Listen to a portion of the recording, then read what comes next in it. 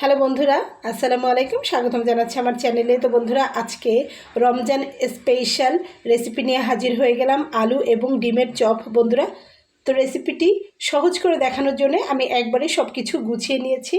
সম্পূর্ণ দেখবেন ভিডিওটি, আশা করছি আপনাদের ভালো লাগবে। তো বন্ধুরা, আমি এখানে আলু সিদ্ধ করে নিয়েছি। দেখুন, আমার যতটা প্রয়োজন ততটা আলু আমি এখানে সিদ্ধ করে নিয়েছি। আর এখানে ডিম সিদ্ধ করে আমি মাঝখান থেকে এক ফালি করে দিয়ে 2 পিস করে নিয়েছি। আর এখানে নিয়ে নিয়েছি সমগ্র উপকরণ। তো এখানে আমি গাজর কুচি করে নিয়েছি, এখানে আমি টমেটো কুচি করে নিয়েছি। আপনারা চাইলে এখানে ক্যাপসিকাম ব্যবহার করতে পারেন। টমেটো অ্যাভেলেবেল পাওয়া যাচ্ছে, যার জন্য বীজটা ফেলে দিয়ে আমি ছোট ছোট করে কেটে নিয়েছি। এখানে পেঁয়াজ কুচি করে নিয়েছি একটা। বন্ধুরা, এখানে নিয়ে নিয়েছি মশলা, ভাজা জিরা, তারপরে লাল মরিচের গুঁড়া, হলুদ হাফ চা চামচ পরিমাণ কালো জিরা, এখানে নিয়ে নিয়েছি 1 চা চামচ পরিমাণ আদা এবং রসুন পেস্ট, আর এখানে নিয়েছি চাট মশলা। তো আপনারা চাইলে আদা রসুনের গুঁড়াটাও দিয়ে নিতে পারেন যদি আপনাদের থাকে সংরক্ষণে। তো বন্ধুরা, এই হচ্ছে আমরা আজকের সব উপকরণ। এখন একে একে আমি দেখিয়ে দেব। তো সর্বপ্রথমেই আলুগুলোকে খুব ভালো করে ম্যাশ করে নিতে হবে। আমি এখানে একটা ম্যাশার দিয়ে আলুগুলোকে ম্যাশ করে নিচ্ছি।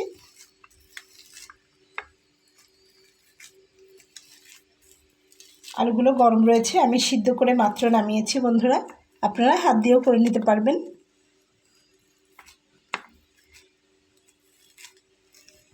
আলুটাকে আমি ম্যাশ করে নিয়েছি। এখন একে একে এর ভেতরে আমি যাবতীয় মশলাগুলো দিয়ে নেব। তো দেখুন, এখানে প্রথমে আমি মশলাটা দিয়ে নিচ্ছি। তো এখানে রয়েছে ভাজা জিরা, হাফ চা চামচ পরিমাণ হলুদ, এবং রয়েছে লাল মরিচের গুঁড়ো, আর রয়েছে কালো জিরা। তো বন্ধুরা, ঝালটা কিন্তু আপনারা আপনাদের নিজস্ব পছন্দ অনুযায়ী দিয়ে নেবেন, যে যতটা ঝাল খেতে পছন্দ করেন ঠিক সেভাবে। তারপরে আমি এখানে দিয়ে নিচ্ছি টমেটো কুচি করে নেওয়া, আপনারা এখানে ক্যাপসিকাম ব্যবহার করতে পারবেন। তারপরে বন্ধুরা, আমি এখানে দিয়ে নিচ্ছি গাজর কুচি করে নেওয়া, এখানে আমি দিয়ে নিচ্ছি পেঁয়াজ কুচি করে নেওয়া, দিয়ে নিচ্ছি বেশ কিছুটা চাট মশলা, যতটা আপনাদের প্রয়োজন। চাট মশলা খাবারের স্বাদটাকে আরও বেশি সুন্দর করে তুলবে, সেই জন্য বন্ধুরা। তারপরে আমি এখানে দিয়ে নেব স্বাদ অনুযায়ী লবণ। লবণটা একবারে বেশি করে না দিয়ে অল্প করে দিয়ে পরে কিন্তু আবার চেখে দেখার অপশন রয়েছে। তো তারপরে আমি এখানে দিয়ে নেব বাটা মশলা। তো আমি এখানে হাফ চা চামচ পরিমাণ দিয়ে নিচ্ছি রসুন বাটা, আর হাফ চা চামচ পরিমাণ দিয়ে নিচ্ছি আদা বাটা। তো এই বাটা মশলাটা দিলে খাবারটার টেস্টটা বহুগুণে বেড়ে যাবে বন্ধুরা। তো এখন আমি এটাকে হাত দিয়ে মাখিয়ে নেব।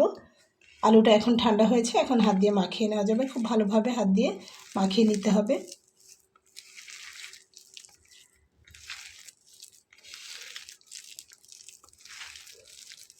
বন্ধুরা, আলুটাকে আমি খুব সুন্দর করে মাখিয়ে নিয়েছি। দেখুন, এখানে আমি একটি পাত্রে তেল নিয়ে নিয়েছি, সেখান থেকে তেল নিয়ে হাতে খুব ভালো করে লাগিয়ে নিতে হবে। তারপরে এখান থেকে একটা চপের সাইজে এভাবে আলুটা নিয়ে হাতের মাঝখানে রেখে মাঝখানে একটু জায়গা করে নিতে হবে, এবং আগে থেকে কেটে রাখা ডিম এখানে দিয়ে নিতে হবে অর্ধেকটা। তারপরে আরও কিছুটা মাখিয়ে রাখা আলু নিয়ে এটাকে খুব ভালো করে সিল করে শেপ দিতে হবে।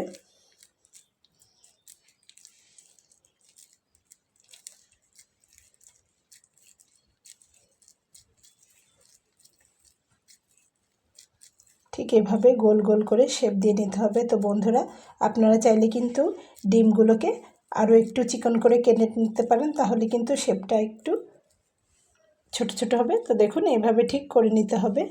আশা করছি আপনারা বুঝতেই পেরেছেন। তো এভাবেই আমি বাকি সবগুলোকে তৈরি করে নেব। তো বন্ধুরা, দেখুন আমার এখানে সবগুলো চপ কিন্তু করে নেওয়া হয়ে গেছে, ডিমের চপ।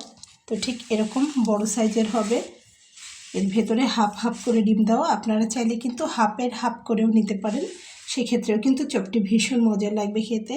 তো বন্ধুরা, এরপর লাগবে ব্রেড ক্রাম্বস। আপনারা চাইলে পাউরুটি, টোস্ট এগুলোর ব্রেড ক্রাম্ব করে নিতে পারবেন। তো আমি এখানে নিয়েছি পিওর চালের গুঁড়া। তো বন্ধুরা দেখুন, আমি এটা ব্যবহার করবো, এটাকে আমি একটু সাইডে করে রাখছি। তারপর আমি এখানে একটা পাত্র নিয়ে নিয়েছি, যেটাতে আমি এখানে একটা গোলা গুলে নেব ময়দা দিয়ে। তো আমি এখানে নিয়ে নিয়েছি 1 কাপ পরিমাণ ময়দা। আমি এখানে গাঢ় একটি ডো তৈরি করব নর্মাল পানি দিয়ে।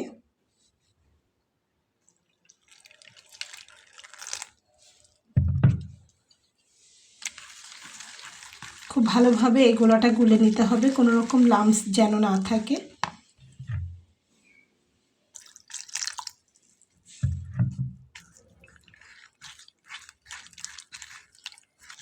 আমরা যেভাবে বেসনটা গুলি তার থেকে গোলাটা একটু গাঢ় হবে।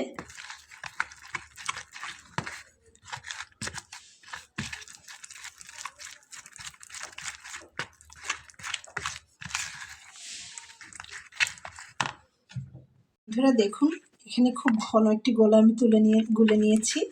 আর এখন এর ভেতরে দিয়ে দেবো 1 চিমটি পরিমাণ লবণ,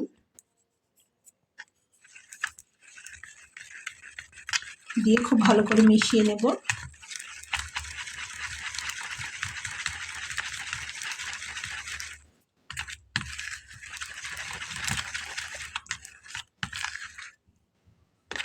তো দেখুন গোলাটা কিন্তু অনেকটাই গাঢ় হয়ে গেছে আমার গুলে নেওয়া। বন্ধুরা গোলাটা গোলা হয়ে গেছে। এখন আমি এর ভেতরে একটা করে চপ তুলে দেব, দিয়ে খুব ভালো করে কোট করে নেব। দেখুন দিয়ে নিয়েছি।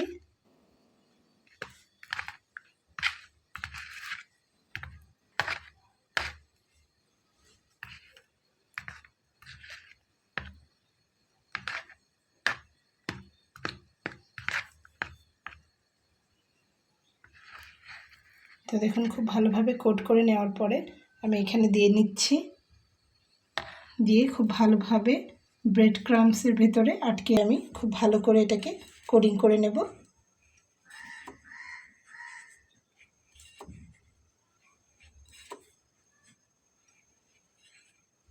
আলতো করে ধরে নিয়ে এটাকে কোটিং করে নিতে হবে। দেখুন আমার করে নেওয়া হয়ে গেছে। আর অলরেডি আমি চুলাতে একটা ফ্রাই প্যান দিয়ে তাতে তেল গরম করতে দিয়েছি। বন্ধুরা এটা করে তো রাখা যাবে না, ভেজে নিতে হবে। তো চলুন দেখে নেওয়া যাক।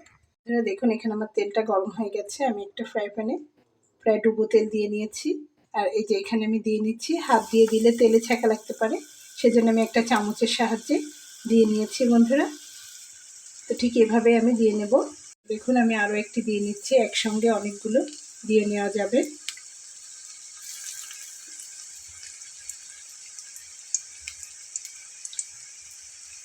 দেখুন আমি একসঙ্গে 4টার বেশি দিতে পারিনি, কারণ এখানে জায়গা অনেক কম রয়েছে। তো দারুণ মজার রমজান মাসে এই স্পেশাল ডিমের চপটা কিন্তু আপনারা অবশ্যই বাসায় ট্রাই করবেন। ইফতারিতে কিন্তু ডিমের চপ আমরা সবসময় করেই থাকি অ্যাভেলেবেল। খুবই সুন্দরভাবে তৈরি হয়ে যাবে বড় বড় একটা ডিমের চপ। আপনারা চাইলে এখানে আস্ত ডিমটা দিয়েও করে নিতে পারবেন। তো সেক্ষেত্রে চপের আকারটা একটু বেশি বড় হয়ে যাওয়ার সম্ভাবনা রয়েছে, যার জন্য আমি এখানে ডিমটাকে মাঝখান থেকে কেটে নিয়ে করে নিয়েছি। বন্ধুরা তো আমি আরও একটু লাল করে ভেজে নেব।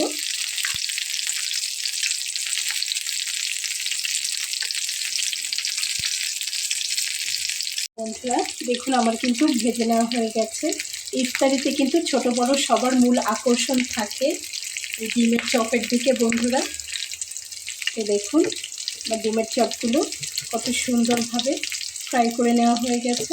আপনারা চাইলে আরও ডিপ করে ভেজে নিতে পারেন, তবে এর থেকে বেশি আর কিন্তু লাগে না। তো দেখুন আমি এখন একটা একটা করে তুলে নিচ্ছি। বন্ধুরা তেলটাকে ঝরিয়ে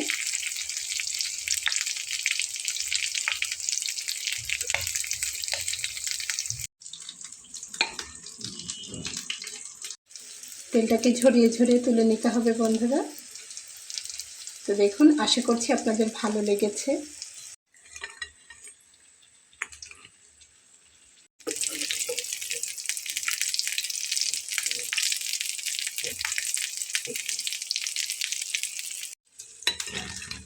তো বন্ধুরা সাইজগুলো একটু বড় হওয়ার কারণে আপনারা কিন্তু মাঝখান থেকে গোল করে কেটেও পরিবেশন করতে পারবেন।